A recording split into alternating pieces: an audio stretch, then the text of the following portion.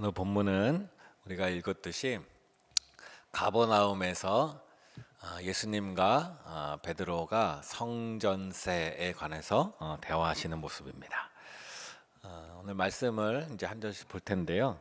먼저 이 이야기가 되는 배경이 되는 가버나움이라는 곳이 예수님과 베드로에게 당시 어떤 의미가 있는가 한번 먼저 살펴보고자 합니다. 왜 이 대화가 가버나움에서 있었을까? 가버나움이라는 곳을 지도로 보면 북쪽 지방의 갈릴리 호수가에 있는 마을입니다. 성지순례 가면 이 가버나움도 가게 됩니다. 작년에 저도 성지순례 가운데 이 가버나움에 갔는데 호수가 옆에 있어서 호수가 바로 보입니다. 사진 보시면 이건 제가 찍은 사진은 아니고요. 저는 찍을 때 다 사람이 너무 많아가지고 인터넷에 좀 찾았는데요. 이 가버나움은 예수님 당시에 북쪽에서 갈릴리 지방에서 굉장히 중요한 지역이에요. 뭐가 중요하냐면 이 가버나움에서 세리장 마태를 부르셨어요. 그리고 베드로의 집이 가버나움에 있었어요. 그리고 가버나움은 북쪽 갈릴리 지역에서 인구가 상당히 많이 살았던 마을이었던 것 같아요. 지금 가버나움의 위치에 발견되는 유적지들을 보면 특별히 거기에 유대인들이 모여서 예배하는 회당이 있는데 지금 사진에 나오죠. 회당터가 있어요. 이 회당터에 보면 100명 이상 되는 많은 사람들이 들어갈 수 있는 회당 자리고, 갈릴리 지역에서 발견된 회당 유적지 중에는 이곳이 가장 큰 회당 유적지다라고 말하더라고요. 그만큼 많은 사람들이 모여 있고요. 이곳에 베드로의 집도 있습니다. 사진을 보시면 베드로 기념교회가 있어요. 모양이 희한하죠, 교회가. 그리고 요 다음 사진을 보면 좀 아까 건물 보셨죠? 요 건물 기둥으로 세워져 있고 막 우수선처럼 멀리서 대충 보면 떠 있는 것 같은데, 좀 더 가까이 사진을 보면 다음 사진. 요 사진부터는 제가 찍은 겁니다. 오른쪽에 보면 건물이 기둥으로 서 있죠? 그 밑에 보면 집터, 담 형태의 터들이 있어요. 그 다음 사진을 보면 바로 그 건물 아래, 여기가 베드로가 살았던 집이라고 추정되는 것이에요. 실제로 가보면 상당히 넓어요. 그래서 우리는 베드로가 어쩌면 좀 가난했을 것 같다 생각하지만 베드로의 집터를 보면 꽤 부유한 사람 같아요. 그래서 궁금하죠. 저 많은 유적지가 발굴된 것도 뭐 몇백 년 뒤일 텐데 저 집이 정말 베드로의 집인지 어떻게 알지? 라고 궁금할 수 있어요. 근데 물어봤더니 이 가버나움에 많은 집터들이 발견이 됐는데 유독 요 집터에서 십자가 모양의 어떤 기념물 같은 것들이 많이 나왔대요.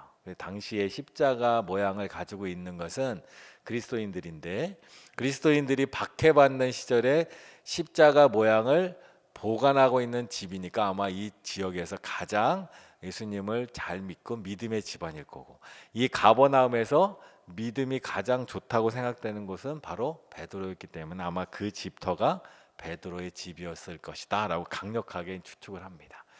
근데 이 가버나움에 가서 가이드분이 설명해 주신 것이 있는데, 이 가버나움은 과거에는 이렇게 많은 사람이 살던 동네인데 현재는 인구가 아무도 없답니다. 아무도 가버나움에 거주하지 않는다는. 과거에는 살기 좋은 곳, 많은 사람들이 살기 좋은 곳이었는데 아무도 거주하지 않아요.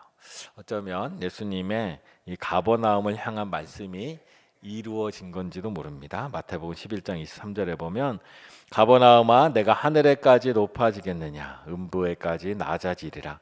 내게 행한 모든 권능을 소돔에서 행하였더라면 그 성이 오늘까지 있었으리라. 가버나움은 어쩌면 하나님 믿는 사람들 입장에서 보면 이 땅에서 가장 복된 마을입니다. 왜냐하면 예수님이 그곳에서 많은 사역을 하시고 많은 제자들을 부르시고 많은 기적을 행하신 곳이 바로 가버나움이에요. 하나님이 행하신 많은 은혜를 경험한 곳이 가버나움인데, 그 가버나움에 있는 사람들은 예수님 방금 말씀하신 것처럼 예수님의 이 놀라운 은총과 능력을 보고도 예수님을 영접하지 않은 마을이에요. 그래서 가버나움을 보면서 우리 자신이 혹시 하나님께서 우리 가까이에 은혜를 주셨는데 그 은혜가 우리 가까이 있음에도 불구하고 이것이 은혜인지도 깨닫지 못하는 가버나움 사람들과 같지 않은가? 우리가 항상 깨어 있어야 되겠다라는 생각을 하게 됩니다. 가버나움에 예수님이 활동하시고 예수님은 많은 이적들을 행하시고 말씀하셨지만 그것을 가장 가까이에서 또 그리고 가장 오랫동안 본 사람들이 예수님을 영접하지 않았다라는 거예요. 은혜가 가까이 있어도 그 은혜를 깨닫지 못할 수 있다라는 겁니다. 가버나움 사람들이 어떠한 사람들이었는가 오늘 대화에서 우리가 또 짐작할 수 있는데요. 24절 하반절을 보면 이렇습니다. 반세겔 받은 자들이 베드로에게 나와 이르되 너의 선생은 반세겔을 내지 아니하느냐. 반세겔이라는 세금이 있습니다. 반세겔, 세겔이라는 건 단인데 옛날 그 예수님 당시에는 유대인들이 예루살렘에 있는 성전을 관리하고 성전을 유지하고 성전을 짓는데 필요한 세금을 유대인들은 자발적으로 냈어요. 로마에 내는 세금이 아닙니다. 이 세금은 성전에 필요한 경비를 내는 세금. 그래서 유대인들 중에 내가 하나님을 잘 믿고 경건하다라고 생각하는 스스로 믿고 또 사람들한테 그것을 알리는 사람들은 무조건 이 세금을 내는데 1년에 반세겔. 반세겔이라고 하면 2드라크마입니다. 드라크마는 하루 일당에 다니기 때문에 성인의 이틀치의 일당을 1년에 한 번씩 내는 거예요. 근데 가버나움의 그 성전세를 걷는 사람이 베드로에게 너의 선생님 예수님은 성전세를 내지 아니하느냐라고 묻습니다. 왜 가버나움의 이 성전세를 걷는 사람은 예수님께 찾아가서 성전세를 내세요라고 말하지 않고 왜 베드로에게 예수님이 왜 성전세를 냈는지 안 냈는지 베드로에게 물을까요? 이것이 바로 악한 사람들의 전략 중에 하나입니다. 의심을 심어놓고 분열을 노린 수단입니다. 예수님께 직접 가서 성전세를 내세요 하면 뭐 내실 수도 있고 안 내실 수도 있고 예수님이 하실 텐데 굳이 베드로를 찾아가서 베드로에게 너의 선생님은 성전세를 내지 않느냐 물으면서 베드로에게 무언가를 의심을 심어주고 베드로와 예수님 사이를 갈라놓으려고 하는 수법입니다.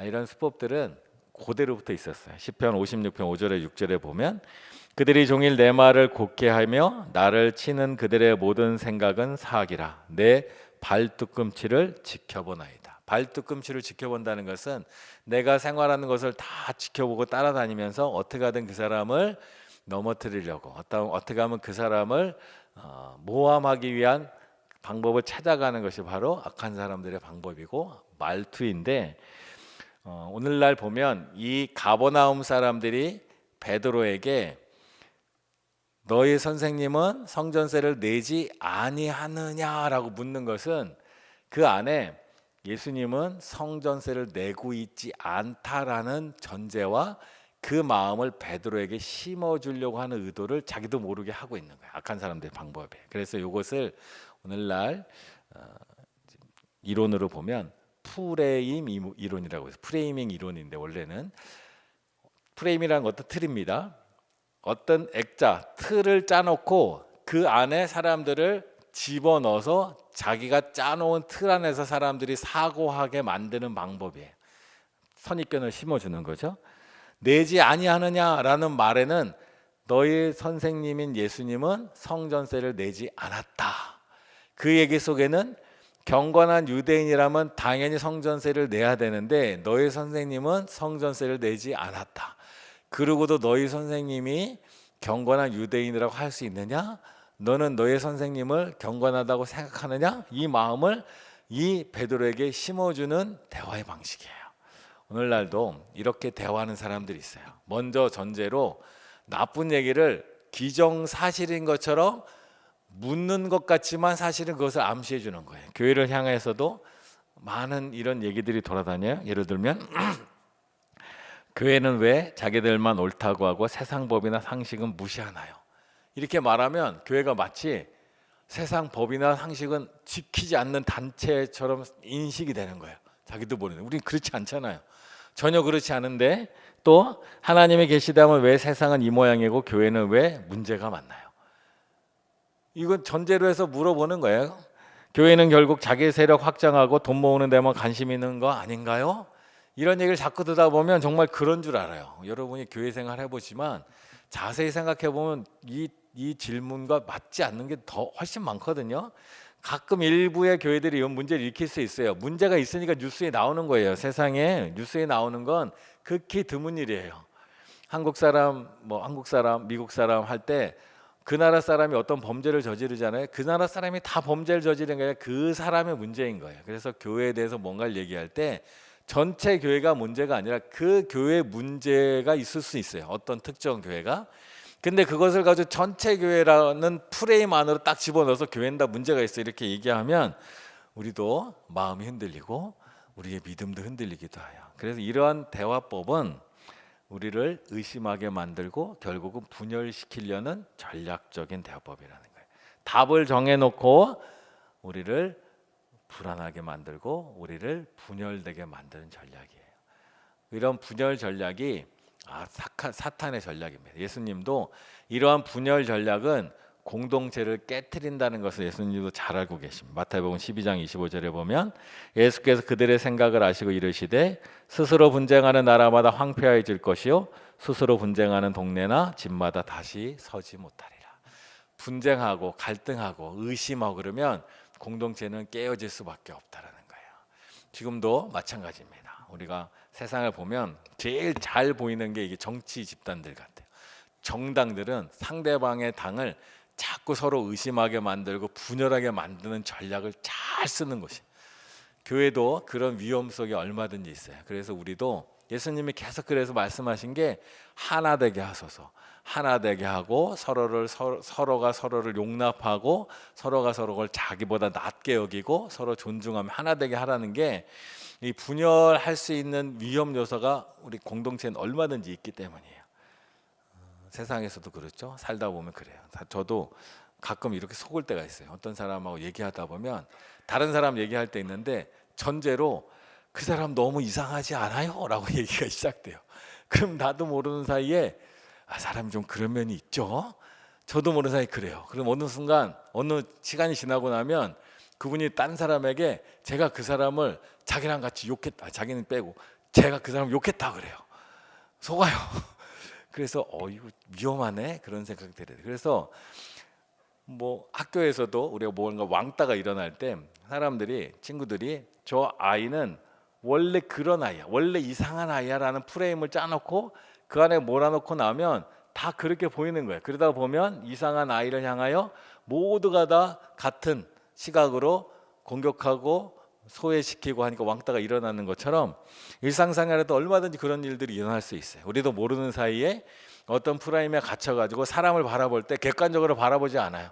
자기도 모르는 사이에 누군가가 심어놓은 틀 안에서 그 사람을 바라보니까 그 사람이 나쁜 놈 같아 보이고 이상한 사람 같아 보이고 사기꾼 같아 보이는 때가 많다고요. 예수님도 그런 오해를 받고 지금 베드로를 향하여 그런 오해를 이 가버나움 사람들 심어주고 있다. 근데 베드로가 어떻게 됐을까요? 거기에 살짝 갇혔어요. 25절 상반절 보면 이르되 내신다 하고 집에 돌아가니.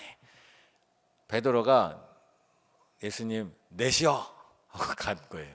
근데 이 투에 보면 뭔가 속에 복잡한 생각이 있는 거예요. 내신다 하고 가는 거예요. 무시할 수도 있고 예수님께 물어볼 거야 하고 가도 되고 해도 되는데 그냥 이 자리에서 예수님을 보호하는 것 같지만 사실은 자기 스스로가 단정할 때는 뭔가 예수님에 대해서 의심하는 마음이 생긴 거죠. 사실은 이러면 안 돼요. 이럴 필요가 없어요. 지금 현재 우리가 보고 있는 게 마태복음 17장이에요. 근데 바로 이전 장 마태복음 16장 16절에서 베드로가 이렇게 고백했거든요. 주는 그리스도시요 살아계신 하나님의 아들이시나이다. 베드로가 이미 이전 장 16장에서 주는 그리스도시요 살아계신 하나님의 아들이시나이다. 성전은 하나님의 집이에요. 하나님의 집, 하나님의 아들이 하나님의 집에 대해 성전세를 낼 필요도 없고 사실 낼 의무가 없다는 것 베드로가 누구보다 잘 아는데 지금 자기도 모르는 사이에 예수님이 누구인지 잊어버리고 예수님도 경건한 유대인으로 훌륭한 사람들로부터 존경받는 랍비로 선생님으로 있어야 된다라는 그들의 만드는 프레임에 베드로가 싹 갇혀버린 거예요. 그러고 나서 예수님도 내신다 하고 집에 들어간 거예요. 그럼 예수님을 바라볼 때 어떤 마음으로 바라봤을까? 약간의 의심이 섞인 마음으로 예수님을 바라봤겠죠. 근데 예수님이 베드로에 대해서 너무나 잘 아세요. 그래서 베드로가 베드로를 향한 25절 하반절 이렇게 묻습니다. 예수께서 먼저 이르시되 시몬아 내 생각은 어떠하냐? 세상 임금들이 누구에게 관세와 국세를 받느냐? 자기 아들에게냐? 타인에게냐? 예수님이 물어요. 참 예수님이 제자들에게 또 우리에게 하나님이 말씀하실 때 질문을 하실 때가 있어요. 여러분도 그럴 때 있지 않아요? 뭐 기도할 때 아니면 어떤 삶의 상황에 정황에 처했을 때 나의 스스로 뭔가 질문하는 생각들이 좀 생길 때가 있어요. 하나님 나에게 던지는 질문일 수도 있어요. 예수님도 제자들에게 뭔가 깨닫게 하실 때 질문을 던질 때가 많아요. 지금 베드로에게 질문을 던지잖아요. 내 생각은 어떠니? 하면서. 그리고 마태복음 16장 15절에 보면 너희는 나를 누구라 하느냐? 베드로의 고백 전에 묻는 거예요. 요한복음 6장 67절 많은 사람들이 이 말씀 너무 어렵다 하고 떠날 때 너희도 가려느냐? 질문을 던져 예수님 우리에게. 마태복음 14장 31절 믿음이 작은 자에 왜 의심하였느냐? 너희 왜 의심하였지? 너희에게 먹을 것이 몇 개나 있느냐? 요한의 아들 시몬아 내가 이 사람들보다 나를 더 사랑하느냐? 주님은 우리에게 끊임없이 자주 질문을 하세요. 근데 이 질문의 순간들은 매우 중요한 순간들이에요. 하나님은 예수님 우리에게 뭔가 계시하시듯 단번에 알려주실 때도 있지만 우리의 삶의 상황에서 우리에게 자꾸 질문을 넣으실 때도 있어요. 삶에 질병이 올 때도 있죠. 병에 걸렸어요. 그럼 이 병을 너는 어떻게 받아들일 거냐? 주님 우리에게 묻는 것 같아요. 병 걸린 이 중한 병, 무서운 병, 때로는 암에 걸릴 수도 있고 아니면 사랑하는 가족이 병에 걸릴 수도 있을 때 너는 이 병을 어떻게 받아들일 것이냐. 삶에 어려운 일이 닥칠 수도 있죠. 학생들 같은 경우 시험을 봤는데 시험을 잘못 볼 수도 있고 입시를 준비했는데 입시에 떨어질 수도 있고 취업을 준비했는데 취업이 안 될 수도 있어요. 마치 그때 하나님이 우리에게 질문을 던지시는 것 같을 때가 있어요. 너는 이 상황을 어떻게 받아들이니? 사업이 어려울 때도 있고 삶이 어려울 때도 관계가 어려울 때도 있을 때 주님이 우리에게 던지는 질문과 같아요. 이 상황을 너는 어떻게 받아들이니? 넌 이 상황에 어떻게 할 거니? 그때 우리의 응답이 바로 우리의 삶의 모습들을 만들어 갑니다. 예수님께서도 너무나 잘하셔요. 그럴 때 우리가 이 특별히 베드로처럼 누군가가 우리에게 어떤 틀을 잡아놓고 우리의 믿음을 흔들기 위하여 그 틀 안으로 우리를 자꾸 밀어넣으려고 할 때가 있어요. 그때 시편 62편 4절과 5절은 그때 우리가 어떻게든지 대답을 해주고 있습니다. 그들이 그를 그의 높은 자리에서 떨어뜨리기만 꾀하고 거짓을 즐겨하니 입으로는 축복이요 속으로는 저주로다. 나의 영혼아 잠잠히 하나님만 바라라. 물은 나의 소망이 그로부터 나오는도다. 누군가가 지금 시편 기자를 속여서 넘어뜨리려고 하고 자꾸 그를 속이려고 해요. 어떤 틀 안으로 자꾸 몰아서 베드로를 넘어뜨리고 의심을 만들려고 하는 것과 같은 거예요. 그럴 때 이 시편 기자가 뭐라고 대답하냐면 나의 영혼아 잠잠히 하나님만 바라라 라고 말해요. 베드로는 좀 아까 질문했을 때 즉시로 대답을 했어요. 내신다. 이게 아니라 잠잠히 조용히 그 질문을 묵상하면서 이 하나님께서 나에게 이 질문을 던지는 저 사람이 나에게 이 질문을 던지는 예수님이 나에게 질문을 던지는 이유는 뭘까라고 잠잠히 하나님을 바라보는 거예요. 그러다 보면 무릇 나의 소망이 그로부터 나오는도다. 내 삶의 소망, 내가 나아갈 길, 내 삶의 해결책은 하나님께로부터 오는구나라는 것을 기도하며 깨닫는 거예요. 그래서 하나님이 우리에게 예수님이 우리에게 질문을 던지세요. 말씀으로 던지실 때도 있지만 환경으로 질문을 던지세요. 그럴 때 우리가 그 질문에 당황해가지고 베드로처럼 즉시로 뭔가 대답해놓고 마음속으로 의심하지 말고 잠잠히 하나님의 뜻을 구하는 시간이 필요해요. 그러다 보면 길이 보입니다. 히브리서 12장 2절도 믿음의 주여 또 온전하게 하시는 이인 예수를 바라보자. 그는 그 앞에 있는 기쁨을 위하여 십자가를 참으사 부끄러움을 개의치 아니하시더니 하나님 보좌 우편에 앉으셨느니라. 믿음의 주여 온전케 하시는 예수를 바라보는 거예요. 우리가 뭔가 삶에서 질문을 받을 때 질문에 대한 해답을 빨리 구할 수 없을 때 하나님, 예수님을 바라보는 거예요. 그러면 예수님을 바라보면 질문에 대한 답이 보이기 시작한다는 거예요. 예수님도 오늘 베드로에게 질문 던졌어요. 그랬더니 베드로가 바로 16장에 자기가 고백한 게 있잖아요. 그것 때문에 깨달은 것 같아요. 26절에 보면 베드로가 이르되 타인에게니이다. 예수께서 이르시되 그렇다면 아들들은 세를 면하리라. 타인에게니이다. 이 말 속에 베드로와 예수님의 마음이 딱 통하는 것 같아요. 베드로가 아는 거죠. 타인에게. 그리고 예수님은 더 이상 타인이 아니죠. 예수님은 그리스도시요 살아계신 하나님의 아들이시기 때문에 더 이상 타인이 아니다라는 것을 알게 된다라는 거예요. 그러면 이제 어떻게 할까요? 우리는 이 베드로는 자기를 향하여 질문을 통하여 자기의 믿음을 흔들고 예수님과의 관계를 어그러뜨리려고 하는 악한 사람들의 계획을 이제 알게 됐어요. 내 마음이 흔들렸지만 이제 예수님과 대화하면서 내 마음이 이제 굳건해졌어요. 그 다음에 어떻게 하느냐가 중요한데 27절 상반절에 보면 그러나 우리가 그들이 실족하지 않게 하기 위하여 라고 예수님 말합니다. 예수님은 적의 공격을 알았을 때 이제 적들을 물리쳐라 하지 않아요. 그러나 그들이 실족하지 않기 위하여 그들을 말로 싸워서 그들의 악한 수법을 드러내서 그들을 공격해서 그들을 이기는 것이 우리의 목적, 앞으로 나갈 길이 아니라 그들이 혹시라도 우리를 해치려고 하고 우리를 분열시키려고 한다 할지라도 그들이 더 이상 그 길을 계속하지 않도록 우리는 다른 전략으로 나가자라는 거예요. 그들을 사랑하고 긍휼로 나간다는 거예요. 고린도전서 9장 19절에 보면 내가 모든 사람에게서 자유로우나 스스로 모든 사람에게 종이 된 것은 더 많은 사람을 얻고자 함이라.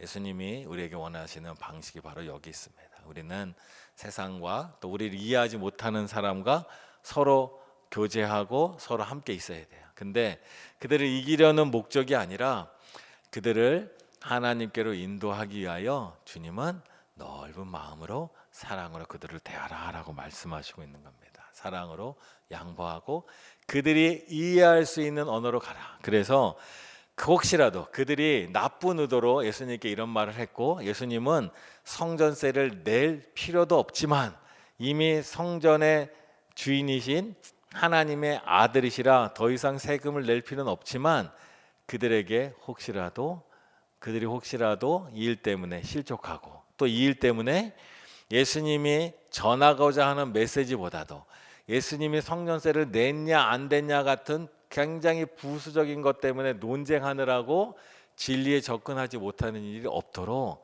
주님은 성전세를 내게 한다라는 겁니다.